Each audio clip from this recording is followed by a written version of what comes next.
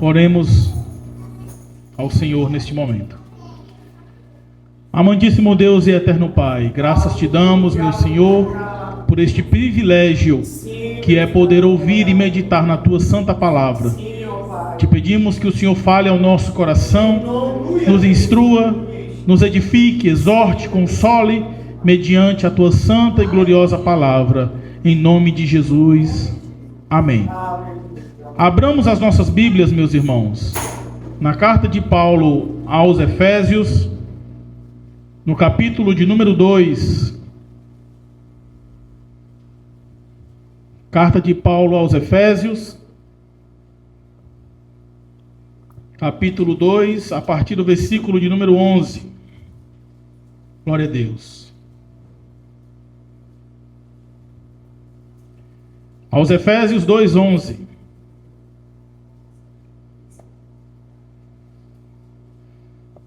Diz assim a palavra de Deus: Portanto, lembrai-vos de que vós, noutro tempo, éreis gentios na carne, chamados incircuncisão pelos que na carne se chamam circuncisão, feita pela mão dos homens, que naquele tempo estáveis sem Cristo, separados da comunidade de Israel e estranhos à aliança da promessa, não tendo esperança e sem Deus no mundo.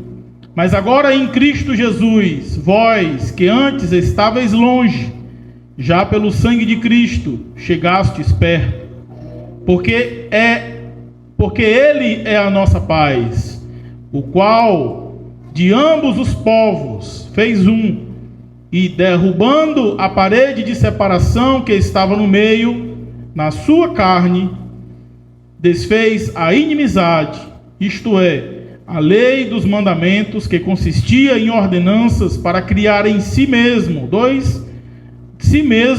dos dois um novo homem, trazendo a paz, e pela cruz reconciliar ambos com Deus em um corpo, matando com ela as inimizades. E vindo, ele evangelizou a paz a vós que estáveis longe e aos que estavam perto. Aleluia. Porque por ele ambos temos acesso ao Pai em um mesmo Espírito. Assim que já não sois estrangeiros, nem forasteiros, mas concidadãos dos santos e da família de Deus, edificados sobre o fundamento dos apóstolos e dos profetas, de que Jesus Cristo é a principal pedra da esquina, no qual todo edifício bem ajustado cresce para templo santo no Senhor, no qual também vós juntamente sois edificados para a morada de Deus em Espírito. Amém. Meus irmãos amados e ouvintes da palavra de Deus, o capítulo 2 da carta de Paulo aos Efésios é conhecido por todos nós, especialmente os versículos 1 a 10, que são os versículos que tratam da salvação, onde Paulo discorre que a salvação ela é alcançada unicamente pela graça e não pela fé, e não pelas obras humanas. Nos versículos 1 a 10, Paulo deixa claro que tanto judeus quanto gentios são salvos unicamente pela graça mediante a fé. E então nos resta a seguinte pergunta, após a leitura desse período inicial do texto, dos versículos 1 a 10. Se Deus salvou tanto judeus quanto gentios pela fé, pela graça mediante a fé, agora, depois de salvos, qual a relação entre eles? E essa é a intenção de Paulo. A resposta dessa pergunta é o que Paulo se propõe a fazer nos versículos que nós acabamos de ler. Os versículos que acabamos de ler, meus irmãos, em resumo, apresentam a seguinte tese de Paulo: em Cristo, agora, já não existem mais dois povos, mas apenas um povo de Deus. Não há mais divisão, separação, distinção entre judeus e gregos, entre judeus e gentios, mas em Cristo só há um povo, que é o povo de Deus. Amém, irmãos? Glória a Deus. O versículo de número 11 e 12, que nós acabamos de ler, eles nos mostram qual era a condição antiga dos gentios. Para que possa ficar claro, os gentios retratados na Bíblia são todos os povos que não eram judeus. São os povos que não pertenciam à linhagem judaica, que não tinham a aliança de Abraão, que não seguiam a lei de Moisés. Portanto, para o judeu, havia uma distinção muito clara entre gentios e judeus. E isso fica muito claro na própria fala de Paulo, aqui no versículo de número 11, quando Paulo diz, para nos lembrarmos de que noutro tempo, quando não tínhamos a Cristo ainda, nós éramos gentios na carne, chamados incircuncisão. Veja, Paulo nos leva a refletir sobre a nossa condição passada de gentios, de separados do povo de Deus. Quando a Bíblia fala de gentio, ela está falando, meus irmãos, de um povo que não pertencia ao povo de Deus. Mas para que isso fique ainda mais claro, Paulo ainda conclui dizendo que eles eram chamados incircuncisão. A palavra circuncisão, irmãos, vinha da aliança que Deus fez com Abraão, está registrada em Gênesis 17, onde Deus manda Abraão circuncidar-se e circuncidar também a todos os homens de sua casa, desde o moço até o velho, né? Então Abraão, ele circuncida-se e circuncida também os homens de sua casa, e essa prática se perpetua em todo o povo de Israel. A circuncisão era, irmãos, uma marca física no povo de Deus, de modo que aquele que não pertencia ao povo de Deus era chamado de forma pejorativa de incircunciso. A expressão incircunciso vai muito além do que uma descrição física, mas tem a intenção de excluir um determinado grupo. O objetivo é uma exclusão religiosa, ou seja, quando se chamava alguém de circunciso, em outras palavras, se dizia que aquela pessoa estava fora da aliança de Deus, aquela pessoa estava pertencente aos impuros, que ela não tinha acesso às promessas de Deus. Me lembro, irmãos, da reação de Davi, quando este soube que o gigante Golias estava a afrontar o exército de Deus. E a Bíblia diz que quando Davi soube disso, Davi ficou indignado, e em todo momento Davi se referia a Golias não como um gigante. Em momento algum, na verdade, Davi se referiu a Golias como um gigante, porque Davi não via Golias como um gigante, como alguém impossível de ser vencido. Mas Davi sempre se referiu a Golias como incircunciso e como filisteu. Se você ler o texto lá de 1 Samuel, você vai perceber que Davi a todo momento se refere a ele. Quem é este incircunciso filisteu para desafiar o exército do Deus vivo? Em outras palavras, né, o que Davi estava dizendo? Quem é este aí que não pertence ao povo de Deus, que não tem a aliança de Deus, que não tem a marca de Deus para desafiar o exército do Deus vivo?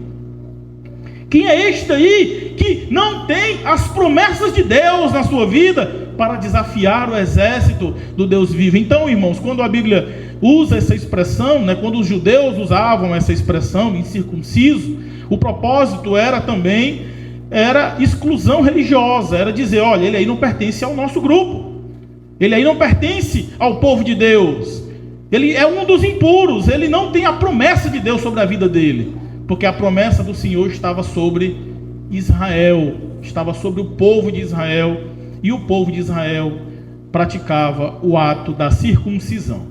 O versículo de número 12, o apóstolo Paulo fala de 5 características daqueles que não pertenciam ao povo de Deus. Paulo lista aqui, irmãos, 5 condições espirituais daqueles que não pertenciam ao povo de Deus. 5 características nossas diante de encontrarmos com Cristo. E são elas, veja o que diz o apóstolo Paulo, que naquele tempo estáveis, primeiro, sem Cristo, segundo, separados da comunidade de Israel, Terceiro, eram estranhos às alianças da promessa. Quarto, não tinham esperança. E por fim, não tinham Deus no mundo. Viviam sem Deus no mundo. E o que significa cada uma dessas descrições que Paulo atribui ao povo que vivia distante de Deus, né? Se nós fizermos aqui uma análise simples do texto, nós veremos que cada definição que Paulo dá tem um significado muito profundo espiritual por trás dessa definição. Quando Paulo fala, por exemplo, que nós estávamos sem Cristo, Paulo está dizendo que nós não conhecíamos o Messias prometido, que nós não esperávamos, como os judeus esperavam e ainda esperam alguns até hoje, a manifestação do Messias. Não tinham a fé na manifestação do Messias, não tinham essa expectativa de que o Messias viria e iria resolver os problemas da humanidade, né? Iria se revelar à humanidade. Então, quando Paulo diz, olha, naquele tempo estavais sem Cristo, Paulo está dizendo, olha, naquele tempo vocês nem sequer conheciam a promessa do Messias. Vocês nem sequer esperavam a revelação de Cristo. Vocês estavam separados da comunidade de Israel, a segunda descrição de Paulo. E a palavra separado aqui, irmãos, usada por Paulo, tem como significado no literal, que você não pertencia ao povo da aliança. Ou seja, em outras palavras, vocês não participavam dos privilégios espirituais de Deus destinados ao povo de Israel. Vocês não tinham participação ativa nas bênçãos de Deus destinadas a Israel.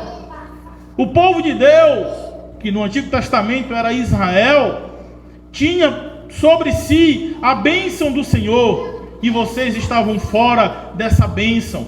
Vocês não tinham esta bênção sobre vocês, porque vocês estavam separados da comunidade de Israel.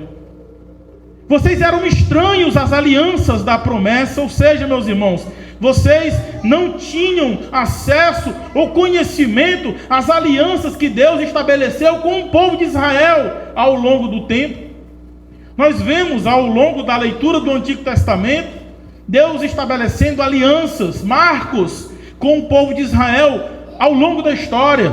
Nós podemos citar, por exemplo, a aliança abraâmica, que é quando Deus chama Abraão e promete a Abraão uma descendência, irmãos, que seria como as estrelas do céu e como os grãos de areia da praia.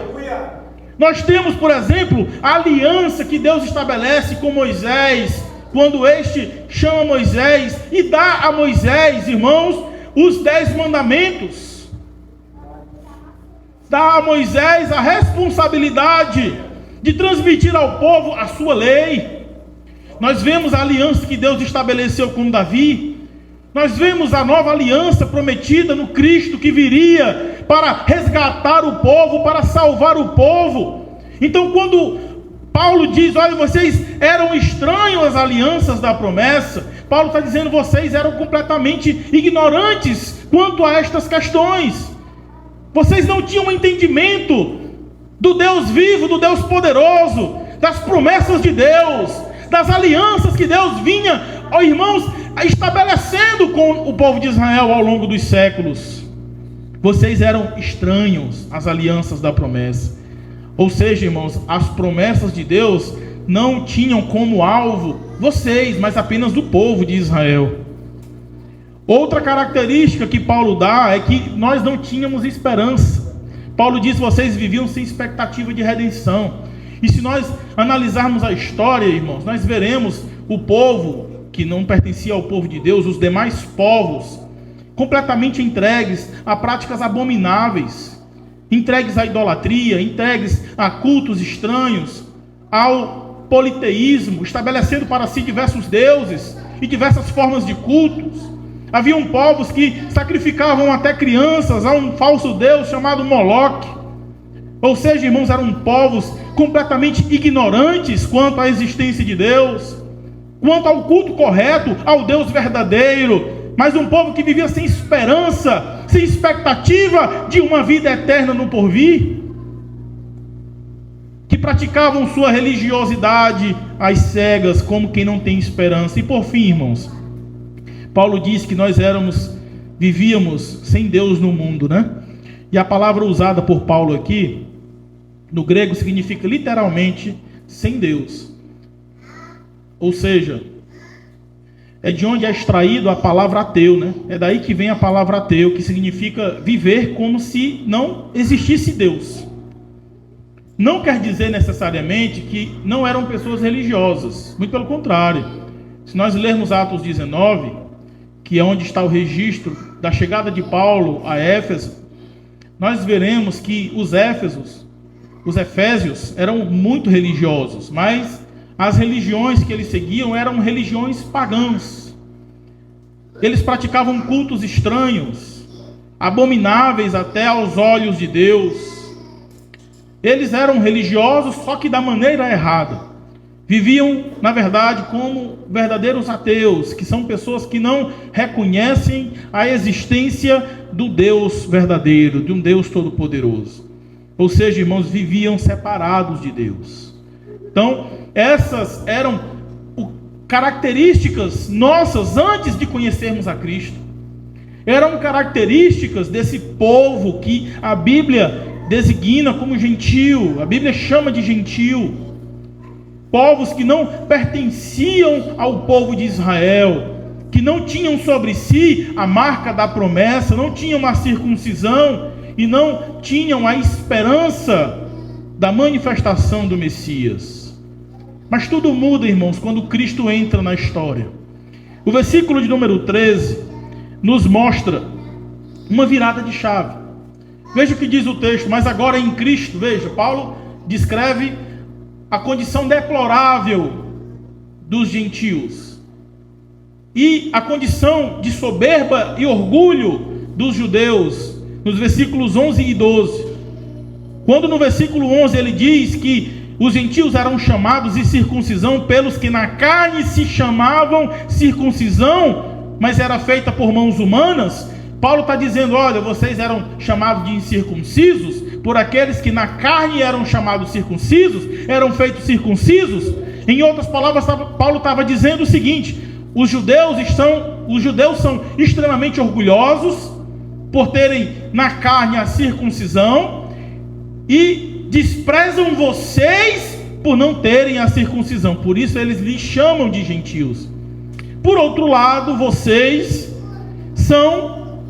Aí ele descreve no versículo 12 todas aquelas características, né, que nós lemos aqui.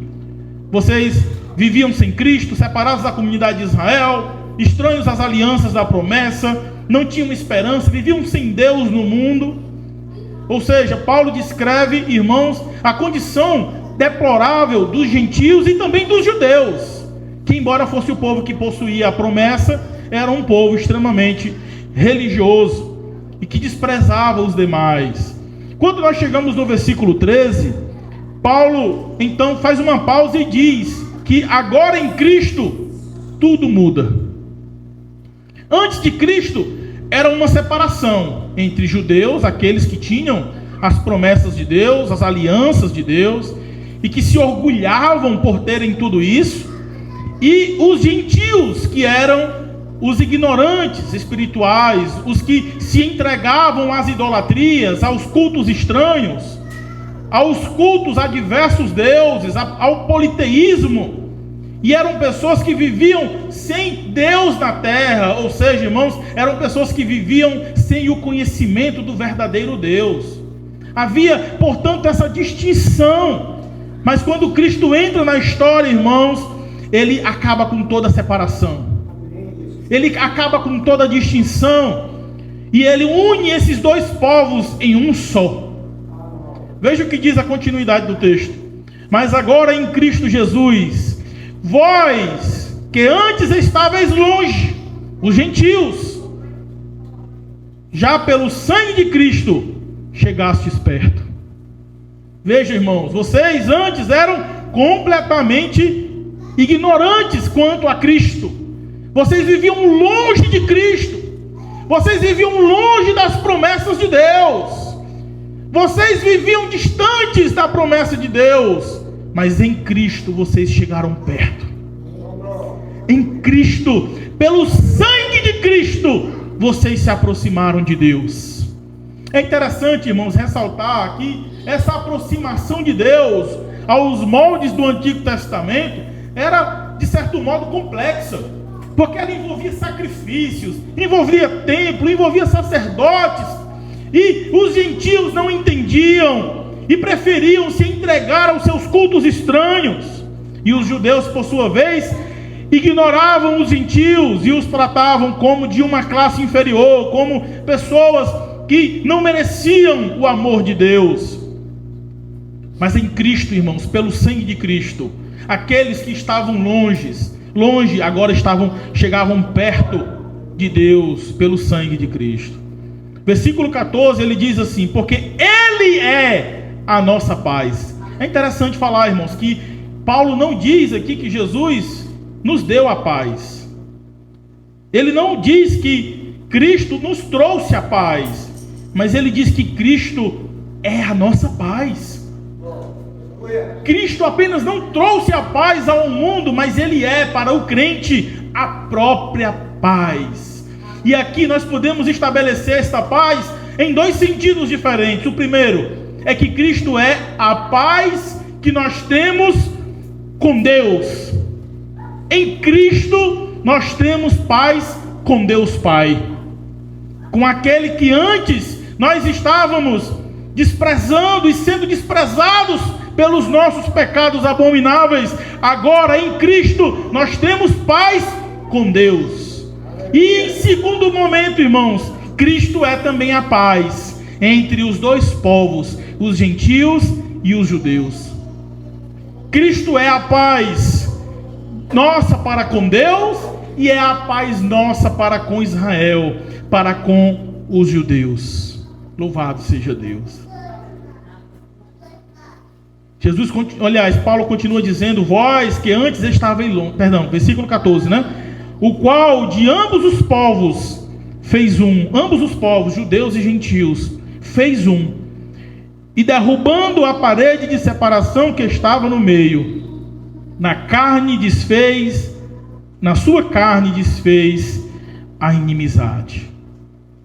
É interessante o que Paulo fala sobre ambos se tornarem um, porque eram povos completamente indiferentes entre si, com visões completamente diferentes acerca da espiritualidade, com objetivos completamente diferentes.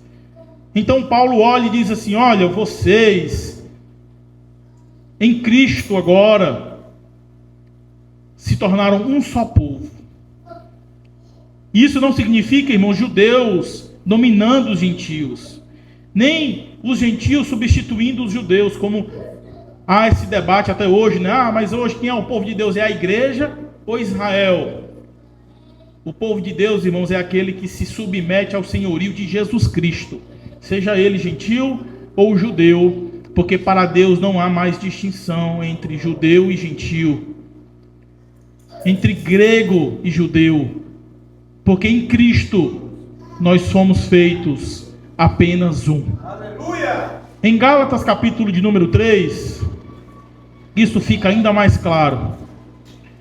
Gálatas 3, versículos 28 e 29, o apóstolo Paulo fala assim: nisto não há judeu nem grego, não há servo nem livre, não há macho nem fêmea, porque todos vós sois um em Cristo Jesus. A fé em Cristo Jesus nos une em um só povo diante de Deus. E se sois de Cristo, então sois descendência de Abraão e herdeiros conforme a promessa. Em Cristo Jesus, irmãos, não há mais distinção, não há mais orgulho de judeus e nem ignorância de gentios. Não há mais aqueles que se orgulham de serem descendência de Abraão e desprezam os demais, porque em Cristo Jesus todos nos fazemos descendência de Abraão. Em outras palavras, irmãos, a promessa de Deus a Abraão, quando Deus disse que a descendência dele seria como as estrelas do céu e os grãos de areia, não se limita apenas ao povo de Israel. Talvez alguém diga assim: mas ele está se referindo aí ao povo de Israel. Não faz sentido algum, sabe por quê? Porque o povo de Israel é um povo pequeno. Israel é uma das menores nações do mundo. Israel nunca foi uma grande nação em termos de números. Sempre foi um povo pequeno, desprezado, perseguido. Então, a fala de Deus não se aplica ao povo de Israel, porque para se tornar como as estrelas do céu e como as areias, os grãos de areia, tem que ser um povo muito maior do que o povo de Israel. Então, quando Deus disse isso a Abraão, irmãos, Deus não estava se referindo apenas a Israel, mas a todo aquele que em todo o mundo cresce no Deus de Abraão. Ele iria se tornar descendente de Abraão. Ou seja, meus irmãos, Deus estava se referindo aqui à igreja. Veja o que disse Paulo aqui em Efésios 2.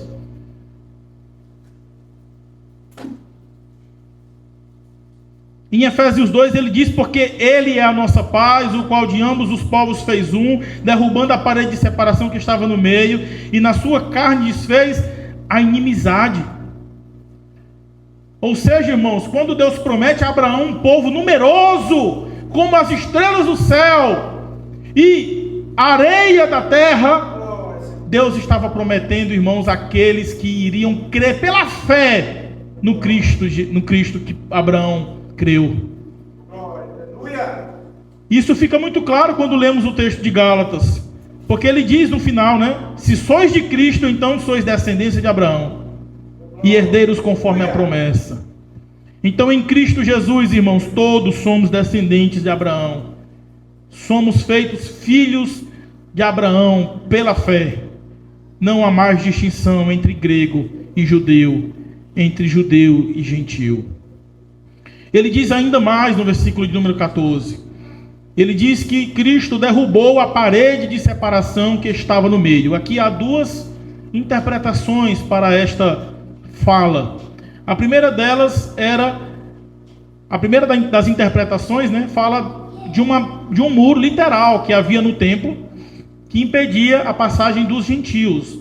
Na estrutura do templo de Israel, havia uma separação entre gentios e judeus, e essa separação era feita de forma literal, por um muro, e que a partir dali somente judeus poderiam entrar, que aquele lugar era tido de livre acesso apenas para judeus. Gentios não tinham acesso àquele lugar.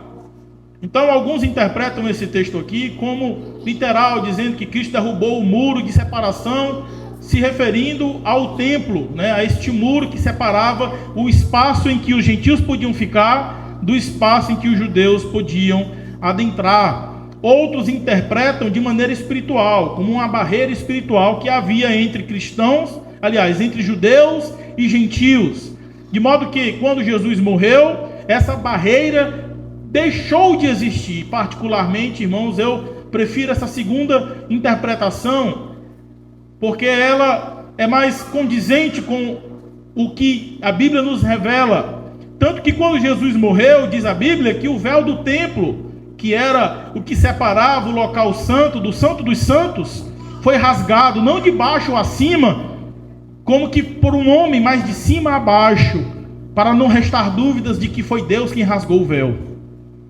De que agora o acesso ao local santo dos santos, que representava ali a presença de Deus, que somente o sumo sacerdote, uma vez por ano, poderia acessar, agora estava acessível a todos.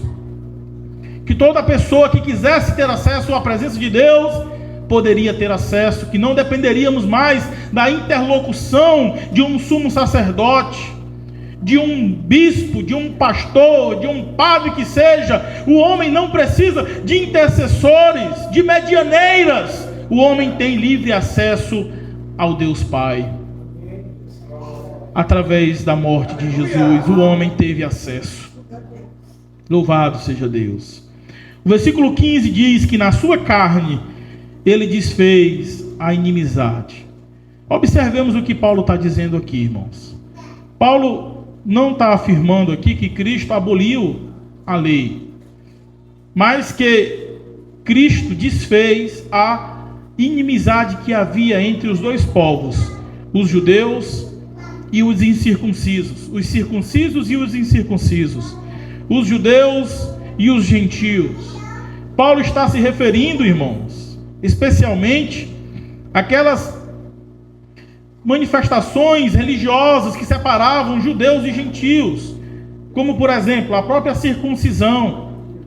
Os judeus tinham como motivo de orgulho a prática da circuncisão, porque isso diferenciava eles dos demais povos, de modo que, como eu já citei aqui, eles se referiam aos outros povos de maneira pejorativa como incircuncisos, para descrever que eles não pertenciam ao povo de Deus.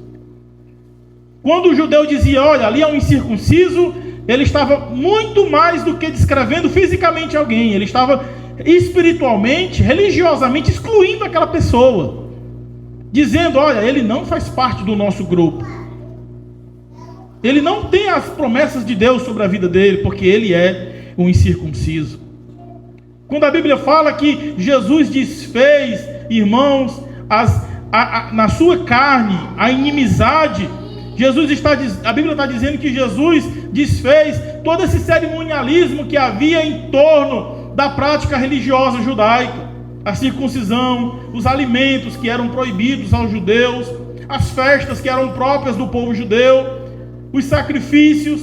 Jesus, na verdade, irmãos, eliminou todos esses mecanismos e reaproximou os povos, de modo que ambos podem agora acessar a presença de Deus, sem toda essa parafernália que havia de prática religiosa do Antigo Testamento.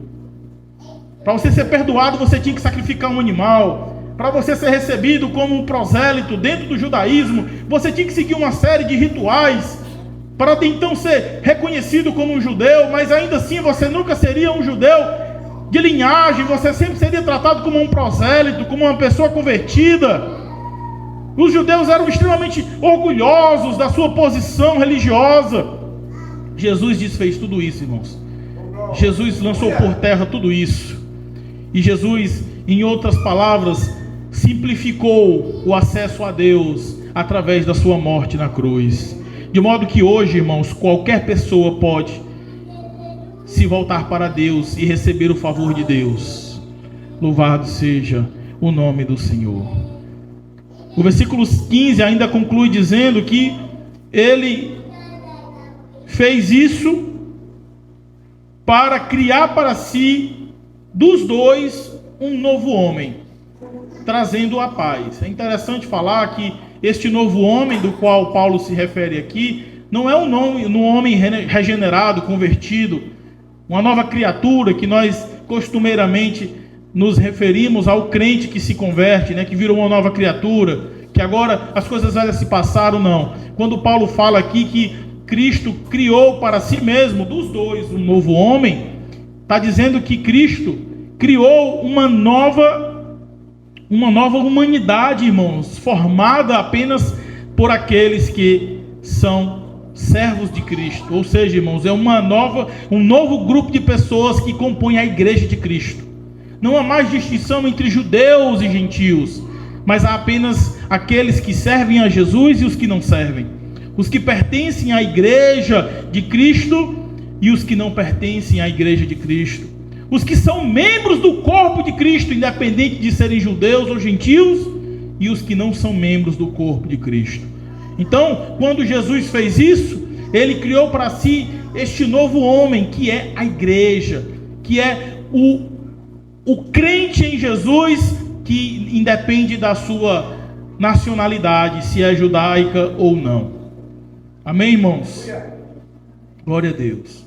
Versículo 16, ele diz que pela cruz ele reconciliou ambos com Deus em um corpo, matando com ela as inimizades. Em Romanos 5,10, Paulo diz que nós éramos inimigos de Deus e que pelo sacrifício de Cristo nós fomos reconciliados com Deus e a nossa amizade foi estabelecida com Deus. Abra comigo a sua Bíblia em Romanos 5,10.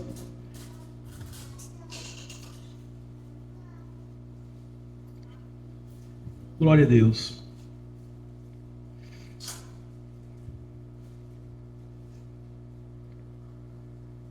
Glória a Jesus. Diz assim o versículo de número 10 do capítulo 5 da carta aos Romanos: porque se nós, sendo inimigos, fomos reconciliados com Deus pela morte de seu Filho, muito mais, tendo sido já reconciliados, seremos salvos pela sua vinda, pela sua vida. O que a Bíblia está falando aqui, irmãos? É que para além de reconciliar dois povos, de derrubar a parede de separação que havia entre esses dois povos, o sacrifício de Cristo na cruz tem como objetivo principal reconciliar o homem, o ser humano, a raça humana com Deus, o Criador. A Bíblia diz que pela cruz ele reconciliou ambos com Deus em um corpo. Isso nos mostra que tanto judeus como gentios carecem da misericórdia de Deus, carecem do perdão de Deus. Que quando Jesus morreu na cruz, ele não morreu apenas para um determinado grupo, para algumas pessoas selecionadas, para uma determinada religião, apenas para os judeus ou apenas para os gentios. Não, ele morreu para que todo aquele que nele crê não pereça, mas tenha a vida eterna. Pela cruz, irmãos, Jesus reconciliou não somente os homens entre si, derrubando a parede de separação que havia entre eles, mas com Deus, desfazendo toda a inimizade do homem com Deus. Como disse Paulo em Romanos 5,10, que nós éramos inimigos de Deus, mas em Cristo nós fomos feitos amigos de Deus, fomos perdoados. Então Deus, através do sacrifício de Jesus, uniu esses dois povos e uniu também esses dois povos com Ele, reconciliando o homem com Deus. E no versículo 17 a Bíblia diz que Ele evangelizou a paz, tanto aos que estavam longe, como aos que estavam perto. Isso serve, irmãos, para aqueles que se orgulhavam como judeus e diziam: olha, nós não precisamos disso aí não, ou o Messias não veio para nós não. Não, irmãos, a Bíblia diz que Jesus veio evangelizar a paz, tanto aos que estavam longe, ou seja, aos gentios, que não pertenciam à linhagem de Israel, que não tinham conhecimento das promessas de Deus, das alianças da promessa, que viviam sem Deus no mundo, como também pregar a paz, irmãos, evangelizar a paz para os judeus, que conheciam tudo isso, que pertenciam à linhagem de Abraão, mas que estavam perdidos no orgulho, na vaidade, na soberba e na cegueira espiritual. Jesus veio salvar ambos, judeus e gentios, do seu orgulho e da sua ignorância, para que ambos pudessem servir a Ele e se tornar um só povo. Louvado seja Deus. Por isso ele continua dizendo: porque por Ele ambos, judeus e gentios, temos acesso ao Pai em um mesmo Espírito. Aqui, irmãos, nos mostra uma doutrina da Trindade, né? Mostra que a salvação, ela não é uma obra unicamente de Cristo, mas ela é uma obra da Trindade. Por Cristo, o Filho, temos acesso ao Pai em um só Espírito. Ou seja, nós vemos a Trindade operar na salvação do homem. Em Cristo, aquele que executou, no Pai que perdoou, e no Espírito, que é aquele que nos leva a Deus. Por Ele, ambos temos acesso ao Pai em um mesmo Espírito. E note que o Espírito aqui está com um E maiúsculo, o que significa que ele está se referindo ao Espírito Santo e não ao Espírito do homem. É assim que já não sois estrangeiros nem forasteiros, como os judeus tratavam os gentios, né? Como forasteiros, como estrangeiros, como pessoas de uma classe inferior, como pessoas que não mereciam respeito ou atenção por não serem da linhagem de Israel. Mas agora, irmãos, nós fomos reconciliados dos santos. Não somente isso, nós nos tornamos membros da família de Deus. Louvado seja Deus. Novamente nós vemos aqui Paulo mostrar o caráter da obra evangelística de Cristo. Esse caráter duplo, né? Que é de reconciliar os homens entre si e também o homem com Deus.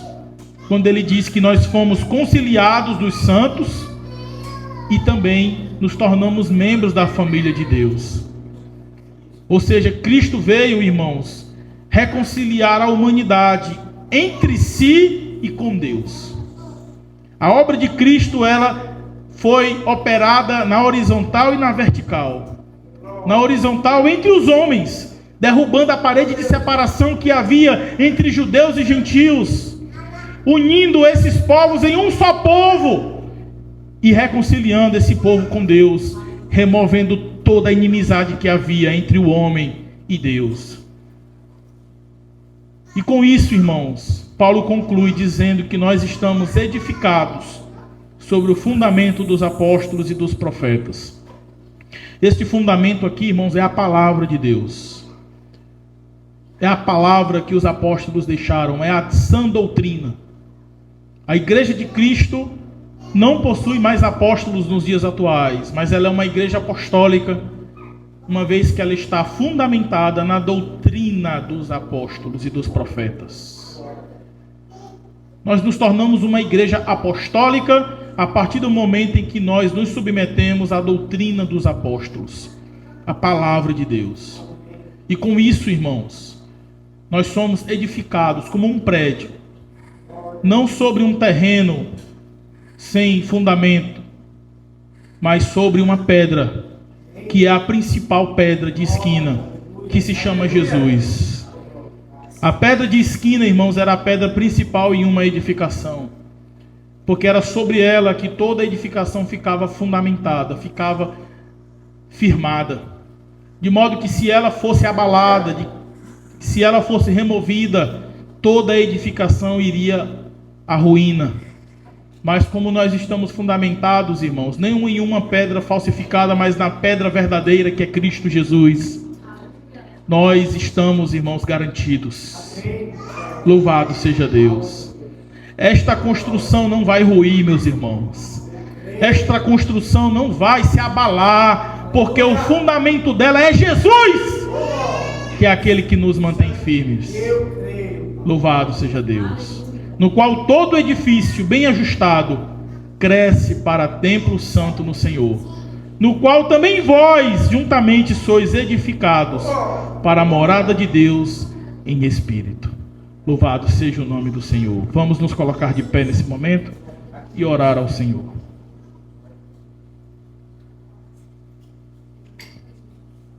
Senhor Jesus, nós nos colocamos novamente em Tua presença em oração, para Te agradecer, ó Senhor, pela Tua graça, pela Tua bênção, meu Pai, pela salvação eterna que nos concedeu, mediante o Teu sacrifício na cruz do Calvário, pela reconciliação com os homens e com Deus, porque por Tua morte na cruz, nós pudemos nos reconciliar com Deus Todo-Poderoso, com o Criador, por ter nos resgatado da ignorância em que vivíamos e nos transportado, ó Deus, para o reino da Tua maravilhosa luz. Ó Senhor, nós Te somos gratos por Tuas bênçãos, pela Tua bendita palavra, meu Deus, que nos edifica, que nos consola e nos conforta em tempos difíceis, em tempos de lutas. Nós temos consolo e conforto na Tua presença, meu Pai. Por isso Te agradecemos e Te bendizemos. Em nome de Jesus. Amém.